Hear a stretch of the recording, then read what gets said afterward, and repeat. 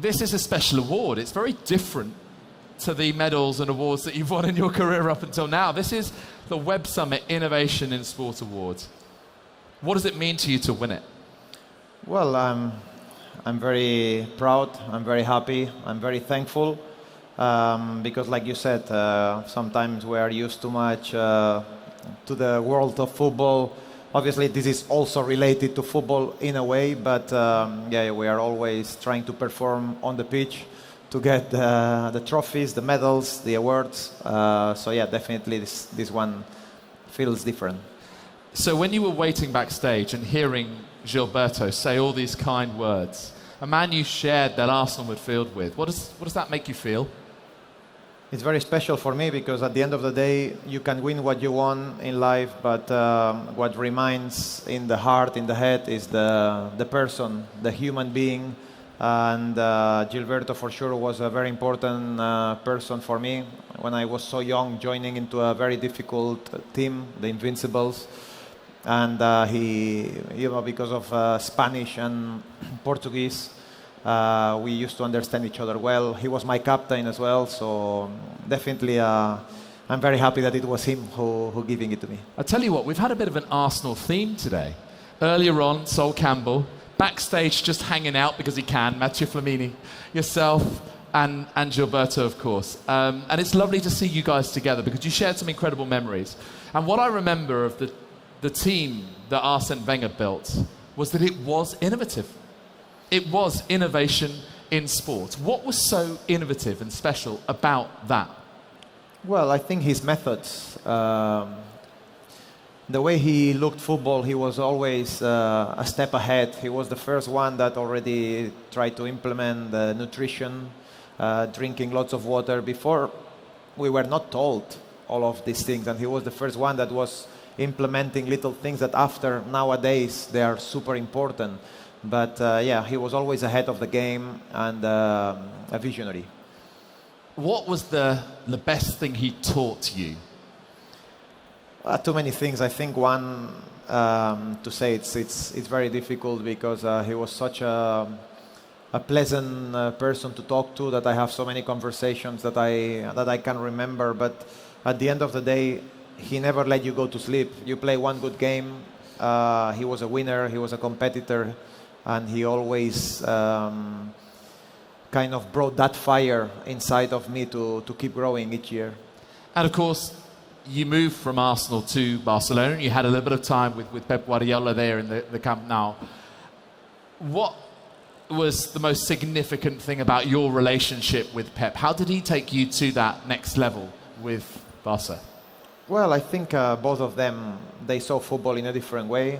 I was very lucky that the way I saw football, I wanted to play football, is the same way that they wanted to actually coach football. And that's very important sometimes where you are at the right time to have a good career or not. Because you could be a very talented player, but with a coach that doesn't really believe in your talents, wants to play a different type of football, then this talent gets lost. And they never see the player anymore. So I always said that I was very lucky, to be brought up by Arsene Wenger, spend 8 years next to him, then being developed even more by Pep, and just keep learning. And it was definitely something that I will always remember. Do you know what? You've always struck me as someone who's incredibly humble, Cesc, and you just said you're always learning. And under any coach, you will pick up something. You had Mourinho later, you had Conte, you had other coaches too that extracted even more value from you.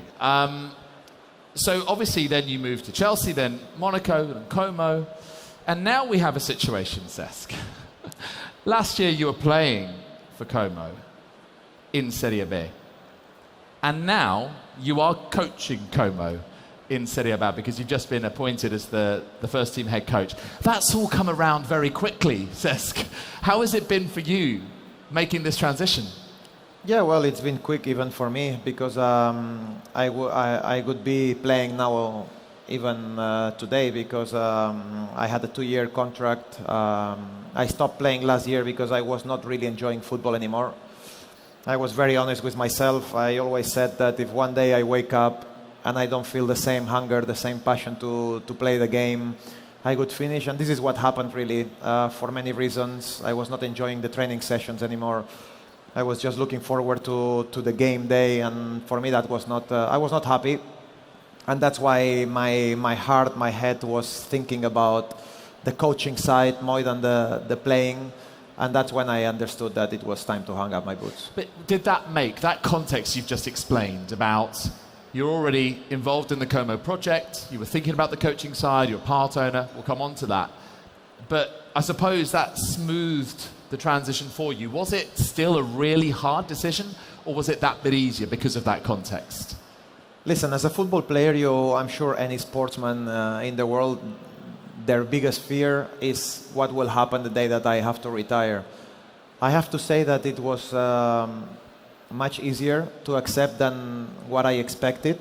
I had a little bit of fear of what would happen, but thanks to coaching, thanks to having a clear idea of what I wanted to do, it's been the best transition I could ever dream. I'm busy, I do what I love, I coach players the way that I think the football should be played. Everything is exciting.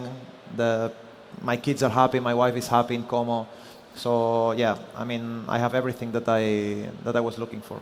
Before we move on to Como fully in terms of the project and your new role, I'd just like to ask you about a couple of moments, and one that I was lucky enough to see myself with my own eyes, although from very far away, Soccer City, Johannesburg, and that World Cup final, and how you played a pivotal role in that winning goal. Had it not been for the substitutes in that game, we might well have had penalties, but then thankfully, Don Andres came up and solved the problem. What is your abiding memory of that final in 2010? Well, probably the moment that I had the ball in my feet, ready to make the pass to Iniesta, because I saw it very clear,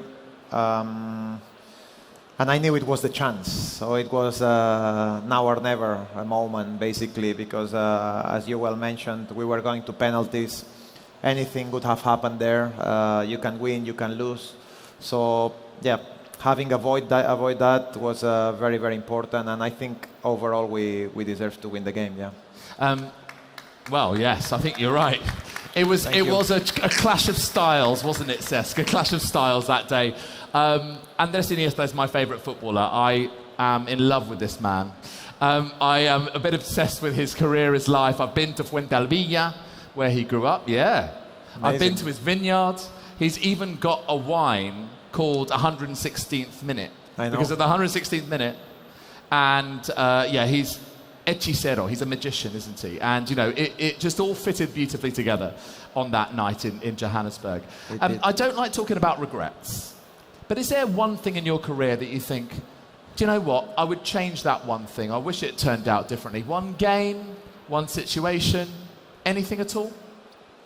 Listen, definitely, I'm a very positive guy, and I always look forward. I don't like to look backwards too much, but maybe if when I went to Barcelona from Arsenal, I think if I would go back now on time, I would wait a little bit more, and I could have gone maybe a little bit later. But apart from that, really, my life was okay, my career was okay, so I'm very happy. I think okay is perhaps a little weak. I'm gonna correct. And I think your career's been excellent. It's been spectacular, Cesc. You're a World Cup and double Euros winner. You know, you've won almost everything there is to win in the game. Let's move on. Let's talk about the future and this really exciting moment you're at. So the Como project, first of all, in terms of its context, what is so unique about it? Well, it's unique because it's a club that is growing very, very fast. It started from absolutely zero, nothing. Last year when I joined the club, we didn't have a training ground. We were training 2 days, one place, one day, another place, then the last 2 days, another place. Wherever you can find a football wherever pitch. you can find a football pitch. So that's where we were basically 14 months ago. And now we have a training ground. We're trying to renew the whole stadium, make it brand new. We're signing good players. Thierry Henry is also part owner of the club. So it's grown a lot in the last, let's say, 15 months. And yeah, it's in a beautiful place in the world. We're trying to help the community as well. This club has been bankrupt for in the last 20 years twice. So you can see or imagine how people are a little bit afraid of who is buying the football club. But we are just trying to show love to everyone. We try to care, for the community a lot with hospitals, with schools. And I think this is what makes it so special above all. One of the things I really love about Como is their sense of community. And you have some incredible projects and initiatives involving everything that is made and produced by the club being found sustainably and locally, from the pitch, the grass, the food that you serve. It's really just serving and being involved in that community. Do you feel that yourself? Has it got into your heart? Yes, I have to say, yeah, we are super happy there. Not just about the life, which, yes, it's also important for the family, for the kids to grow in a good environment. But it's just the love you feel around the place, the atmosphere, the connections with the people. It's a really special club. It's a really special moment of my life because I'm learning also other parts of football that I never really seen before. And because of that, I'm very grateful, yeah. So how do you now fit in everything in the time you have available? I mean, you were a magnificent footballer, Cesc, but you are human in that there is only 24 hours in your day in the same way there's only 24 hours in my day and everyone else's. But you're a part owner too. So do you take an intense interest in what else is going on at the football club? Because ultimately, it's stuff that interests you, the stuff that you're passionate about? Yes, especially now I'm full on board with the whole project. Obviously, yesterday I was appointed coach, so that there is more work even done now. But yeah, I try to be involved in every area. We try to improve. We try to always grow, bring new ideas, new solutions. We have big ambitions for the club in the near future, let's say. So we have to work very hard. 24 hours a day seem and sound very short for what it's coming now. But yeah, we have to deal with every situation. There are weeks and months coming that will be tough. But the way I look at things and life, I love what I'm doing.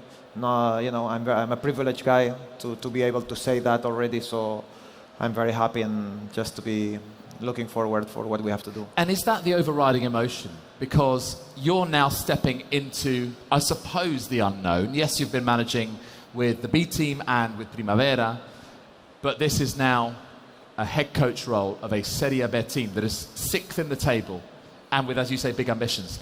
Is there a moment where you sort of, go, okay, next challenge, here we go? Or are you just full of the joys of life and you're just living it every moment? I wish I had time to actually think about what was going on. Everything has happened really quick the last couple of days. Yeah. So many things to manage, so many things to look at, to prepare. And that's it. I mean, I'm looking forward to it. I take things very naturally. I don't like to think too much about everything. I say and I do what I feel in every moment, and that's the way I am. I just want to finally get a little picture about what it's going to look like under Cesc Fabregas going forward. So, your first game in charge, what sort of football are your team going to play? I think you have to be smart enough to understand that you cannot change everything in 1 second. I'm taking my first training session tomorrow morning.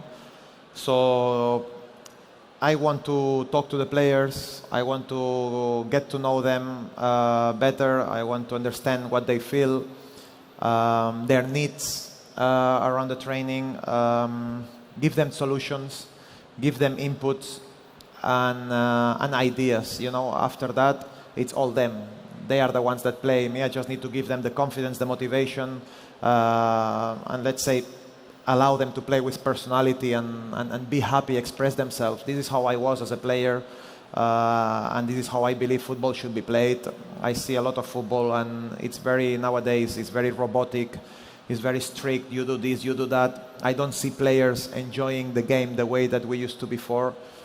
And it's my way. I don't. If it works or it doesn't work, I don't know. We will work very hard. We need to have a lot of discipline as well. Be very, very humble. Always go to win, and then we will see what happens. But yeah, let the players express themselves because they are the ones with the talent. I did an interview with Arsene Wenger last year, and we were talking about art and science in football. And he was saying that the science has taken over too much of the footballer's brain, and there's not enough space for art. When we talk about innovation, do you think maybe your innovation partly will be that enabling that freedom in your players to sort of maybe balance it out a little bit better and have that artistry in the game, the same that you had on the pitch? Well, I wouldn't think it's innovation because I'm sure other coaches think the way I think. But yeah, I agree that the art, the talents sometimes are getting lost because we want to teach them the way we want to play the game, not the way they should be playing the game regarding the talents they got. So nowadays, the coaches are not adapting to the players. The players are adapting to the coaches, which for me is the wrong thing to do because every player is different, every player has different talents, and you need to adapt to their talents, not them to you. So it's a different way maybe of thinking that you or someone else, another one will agree. But at the end of the day, you need to go with your beliefs. You need to go with what you think it's the right thing to do and just believe in it. Adapt to their talents, their personalities, their lives, their family as well. That's all part of the armoury of a football coach. I'm sure you will enjoy it. What finally would success look like for you from here until the end of the season? Your club are in a decent spot right now, so you've got a good platform to build on. Well, depends on how you look at it. We are sixth on the table. The owners are ambitious. They want to look and aim higher.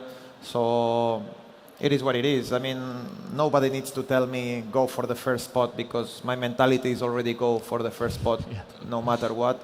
I am a winner. I'm very positive. I always believe and dream big. And that's how I was as a player. This is how I will be as a coach. And just believe that you are working hard, you are doing the right thing, and then things will come slowly. I sense a positivity, but I sense a serene calmness as well. Cesc, it's been an absolute pleasure speaking to you. Thank you for coming and joining us on Sports Trade. You are the Web Summit Innovation in Sport winner 2023. Ladies and gentlemen, Cesc Fabregas. Thank you so much. Thank you. Thank you.